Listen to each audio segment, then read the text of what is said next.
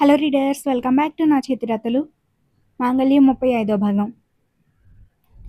రమేష్ తనని వాళ్ళ అన్నయ్య నుంచి దూరం పెడుతున్నాడని, తనని భాగస్వామ్యం చేసుకోవడం, అతని పైకి ఎదగడం రమేష్కి ఇష్టం లేదని ఊహించుకున్నాడు మాధవరావు. మీ నాన్నకు కూడా తమ్ముడైన తనకంటే రమేషే ఎక్కువ అని అపోహపడేవాడు. అది ఆస్తి కోసమో లేక డబ్బు కోసమో కాదు, మనకి దగ్గరవాడు మనకన్నా వేరే వారిని ఎక్కువగా చూస్తున్నాడు, మనల్ని తక్కువ చేస్తున్నారన్న ఒక ఆలోచన. ఇన్ఫియారిటీ ఉంటుంది చూడు, అది కూడా మనిషి బుర్రను తొలిచేస్తుంది, చెడు ఆలోచనల వైపు వెళ్ళేలా చేస్తుంది. అప్పుడు మాధవరావు విషయంలో కూడా అదే జరిగింది. ఆ సమయంలో నువ్వు ఇక్కడ లేవు, భారం అంతా మా అన్నయ్య మీద వేసేసావు. మా అన్నయ్య రాత్రింబవళ్ళు కష్టపడి పనిచేశాడు, నువ్వేమో భార్యను చూసుకుంటూ కూర్చున్నావు. ఇప్పుడు వచ్చి నా డబ్బు పోయింది, నీకు వ్యాపారం చేయడం రాదు అన్నట్టు మాట్లాడితే ఎలాగా? అంత చేతనైతే మా అన్నయ్యతో ఎందుకు చాకరీ చేయించావు? వేరే వాళ్ళైతే మా అన్నయ్యలా నువ్వేదంటే అది అనరు అనే కదా. ఒకసారి నీకు తెలియకుండా నిర్ణయం తీసుకున్నాడని ఇన్ని మాటలు అంటున్నావు. నీకే కాదు, మా అన్నయ్యకి కూడా హక్కు ఉంది అని రమేష్ మీద గొడవకి దిగాడు. అప్పటికే నష్టం వచ్చిందని బాధలో ఉన్న మీ నాన్నకి రమేష్ కూడా తననే నిందించడంతో బాధ, కోపం ఒకేసారి కలిగాయి. మాధవరావు మాటలను సమర్థించేశాడు. కొంతకాలం నన్ను చూసుకో అన్నావు కాబట్టి నేను చూసుకున్నాను. నువ్వు ఇప్పుడొచ్చి నీకు చేత కాలేదని మాటలు చెప్పకు. ఇంట్లో కూర్చుని కబుర్లు చెప్తే ఇక్కడ పనవ్వదు. అయినా ఇన్ని సంవత్సరాలు నేను కష్టపడకుండానే ఎంత సంపాదించానా? నువ్వు ఒక్కడవే కష్టపడి సంపాదిస్తుంటే నేను కూర్చుని తిన్నాను అనుకుంటున్నావా? నీదే కాదు, నాది కూడా పోయింది. అంత నమ్మకం లేనప్పుడు నా మీద ఎందుకు వదిలేశావు? నీకొచ్చిన నష్టానికి అప్పు చేసైనా సరే ఈ డబ్బు నీకు ఇచ్చేస్తాను, తీసుకుని వెళ్ళిపో అని మీ నాన్న కూడా మాట జారాడు. ఎందుకు ఇలా చేశావనే అర్థంతో అడిగినందుకు జగదీష్ అలా కంపెనీ నుంచే వెళ్ళిపోమండం రమేష్ సహనం కోల్పోయాడు. ఇద్దరు తప్పు నీదంటే నీదని గొడవ పెట్టుకున్నారు. అక్కడ ఇద్దరి అహం దెబ్బతింది. కోపం మనిషిని ఎంత దూరమైనా తీసుకెళ్తుంది. అన్ని సంవత్సరాల వాళ్ల బంధం కొన్ని నిమిషాల కోపంలో ఎటో కొట్టుకుపోయింది. వ్యాపారం అంటే ఒడిదుడుకులు ఉంటాయని, గెలుపోటములు తప్పవని ఇద్దరికీ తెలుసు. కానీ ఆగ్రహం మనిషి ఆలోచనలను చంపేస్తుంది. అలాంటి చోట్ల ఆవేశంలో మాట తూలుతూ మనం వాదన గెలుస్తాం, కానీ ఎదుటి మనిషిని కోల్పోతాం. రమేష్ కూడా తగ్గకుండా అప్పటి కంపెనీలో మిగిలింది మాత్రమే తీసుకుని కంపెనీ నుంచి బయటకు వచ్చేశాడు. బిజినెస్ వద్దు, తన భార్యని కూతుర్ని బాగా చూసుకుంటే చాలనుకుని జాబ్లో జాయిన్ అయ్యాడు. మీ నాన్న అంతకుముందు తనతో కలిసి పనిచేయాలనుకున్న పార్ట్నర్స్ హెల్ప్తో మళ్ళీ అదే కంపెనీలో పెట్టుబడి పెట్టి పోయిందంతా తిరిగి సంపాదించాడు. ఆ మాటల వల్ల రెండు కుటుంబాలు దూరమయ్యాయి. తర్వాత కొంతకాలానికి కోపం చల్లారి ఆలోచన పెరిగి ఇద్దరూ చాలా బాధపడ్డారు. రమేష్ని కలిసి మళ్ళీ బిజినెస్లో పార్ట్నర్షిప్ ఇస్తానని తనతో కొనసాగమని అడిగాడు మీ నాన్న. కానీ రమేష్ ఒప్పుకోలేదు.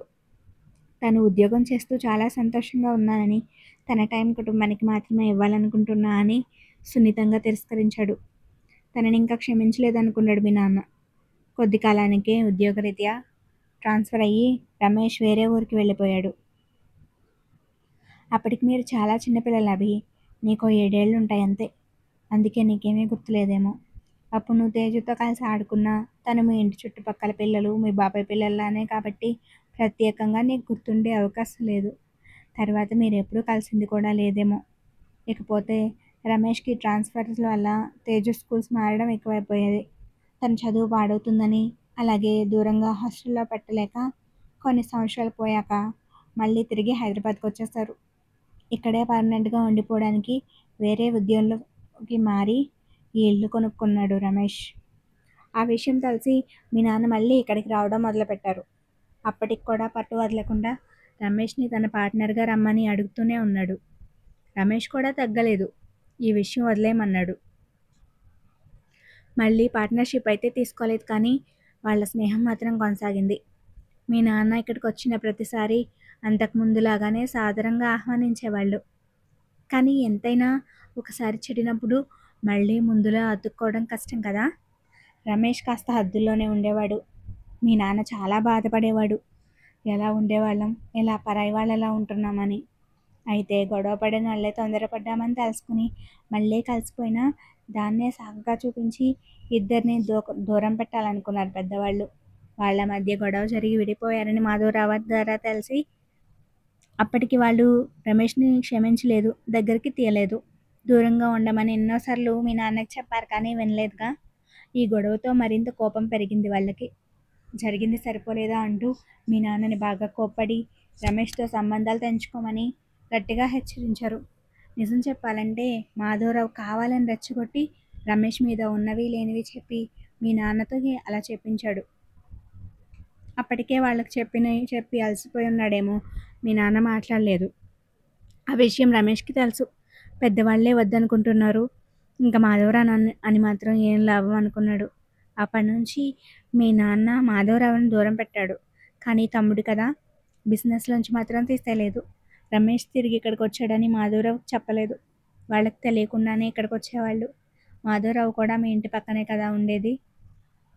మీ ఇంటికి వస్తే ఎక్కడ వీళ్ళిద్దరూ మళ్ళీ కలుస్తున్నారని మాధవరావుకి తెలిసి అతని ద్వారా పెద్దవాళ్ళకి తెలిసి మళ్ళీ వాళ్ళతో గొడవలు, ఇంట్లో అనవసరమైన చికాకులు. ఆ వయసులో వాళ్ళకి లేనిపోని తలనొప్పి అని రమేష్, భారతి ఎప్పుడూ మీ ఇంటికి వచ్చేవాళ్ళు కాదు. నీకు తెలియకపోవడానికి ఇది కూడా ఒక కారణం. ఎప్పుడైనా మాలిని, జగదీష్ ఇక్కడికి వచ్చేవాళ్ళు. ఏం జరిగినా తేజుని తన కోడల్ని చేసుకోవాలన్న విషయం మాత్రం మర్చిపోలేదు మీ నాన్న. ఎప్పుడూ రమేష్ని అడుగుతూనే ఉండేవాడు, తేజుని నా కోడల్ని చేస్తావా అని. అప్పుడు వాళ్ళ మనసులు ఎలా ఉంటాయో, వాళ్ళకి ఇష్టమైతే చేద్దాంలే అనేవాడు రమేష్. ఇలాగే ఒక 4-5 ఏళ్ళు గడిచాయి. ఆ టైంలో నువ్వు ఇక్కడ లేవు, బెంగళూరులో చదువుకుంటున్నావు. అప్పటికి తేజు వయసు 17 ఏళ్ళు. ఒకరోజు అనుకోకుండా రమేష్కి యాక్సిడెంట్ అయింది. 2 రోజులు ప్రాణాలతో పోరాడి హాస్పిటల్ బెడ్ మీద కన్నుమూశాడు. కానీ రమేష్ పోవకముందే వీళ్ళు ఇలా కలుస్తున్నారని మాధవరావుకి తెలిసిపోయింది. ఒక పక్క మనిషిపోయిన బాధలో వీళ్ళుంటే, మీ నాన్న భారతిని, తేజుని తీసుకొచ్చి ఎక్కడ ఇట్లా పెట్టుకుంటాడో, బిజినెస్లో పార్ట్నర్షిప్ కూడా ఇస్తాడో అని భయపడ్డాడు. అప్పుడు విషయం తెలిసి పెద్దవాళ్ళు కూడా వచ్చారు. ఇంకో పక్క భారతి అన్న, వదిన వచ్చారు. వాళ్ళు కూడా ఒప్పుకుంటారేమో అని పాత గొడవలే తవ్వుతూ లేని పుకార్లు రేపాడు వాడు. మాట పెరిగి పెద్దవాళ్ల మధ్య గొడవలయ్యాయి. అసలోళ్ళు భారతి, తేజు, మాలిని, జగదీష్ బాగానే ఉన్నారు. వాళ్ళ తరపు వాళ్ళకి మాత్రం గొడవలయ్యాయి. మళ్ళీ ఎవరి దారిని వాళ్ళైంది. అంతా సద్దుమణిగాక మాధవరావు అనుకున్నట్టే ఎవరేమనుకున్నా పర్వాలేదని మీ నాన్న భారతిని, తేజుని మీ ఇంటికి తీసుకువెళ్దాం అనుకున్నాడు. కానీ భారతి ఒప్పుకోలేదు. రమేష్ చనిపోయినా ఆయన మాట మీద నిలబడతానని, కూతురుతో ఇక్కడే ఉంటానని పట్టుపట్టింది. ఆమెని మీ అమ్మా నాన్న ఒప్పించలేకపోయారు. రమేష్ ఉద్యోగంలో భారతి చేరి తేజుని చదివించింది. తేజు బాధ్యత తీసుకుంటానని మీ నాన్న ఎంత బ్రతిమాలినా ససే మీరా అంది. తేజు కూడా బాగా చదువుకునేది. మీ నాన్న అంటే ఎంత ప్రేమ, గౌరవం ఉన్నా వాళ్ళ అమ్మ మాట మీరేది కాదు. మీ నాన్న మాత్రం చాలా బాధపడిపోయాడు. కోపంలో తను అన్న మాటల వల్ల రమేష్ వ్యాపారం నుంచి బయటకు వచ్చేశాడు. లేకపోతే తేజు కూడా నీలాగే అష్టైశ్వర్యాలు అనుభవించేది, దేనికి ఇబ్బంది పడేది కాదని బాధ. ఆ తర్వాత నీకు వీళ్ళ గురించి చెప్దామనుకున్న టైంలో నువ్వు శ్రావణిని ప్రేమించావు. ఆ అమ్మాయి ఏమో అలాంటిదని తెలిసింది. ఇంకా ఎలాగైనా తేజుని నీకు ఇచ్చి పెళ్లి చేయాలని ఫిక్స్ అయిపోయాడు మీ నాన్న. కానీ ఇదంతా నీకు తెలియకుండానే మీ నాన్న కూడా చనిపోయాడు. ఇక నువ్వు మాధవరావు చెప్పింది నిజమనుకున్నావు. తేజు గురించి నీకు చెప్పింది వాడే అంటున్నావు కాబట్టి నాకు తెలిసి తనతో నీకు పెళ్లి జరగడం ఇష్టం లేకే శ్రావణితో హెల్ప్ చేయడానికి నీకు హెల్ప్ చేసి ఉంటాడు. నీతో మాధవరావు అన్నట్టు రమేష్ యాక్సిడెంట్కి మీ నాన్నకి ఎలాంటి సంబంధం లేదు. ఆ విషయం తేజుకి, భారతికి బాగా తెలుసు. వాళ్ళకి మీ నాన్న అంటే చాలా అభిమానం. అలాంటి వాళ్ళు మీ నాన్నని ఎందుకు అనుమానిస్తారు? తేజు మీద నీ అభిప్రాయం మారకూడదని అలా చెప్పుంటాడు ఎదవ. మొదటి నుండి వీళ్ళంటేనే పడదు వాడికి అసలు. కానీ పైకి మాత్రం ముసుగు తొడుక్కుని తిరుగుతాడు. కానీ ఎవరైనా చేసినా తలరాతని మాత్రం మార్చలేరు. ఎలా జరగాలని ఉంటే అలా జరుగుతుంది.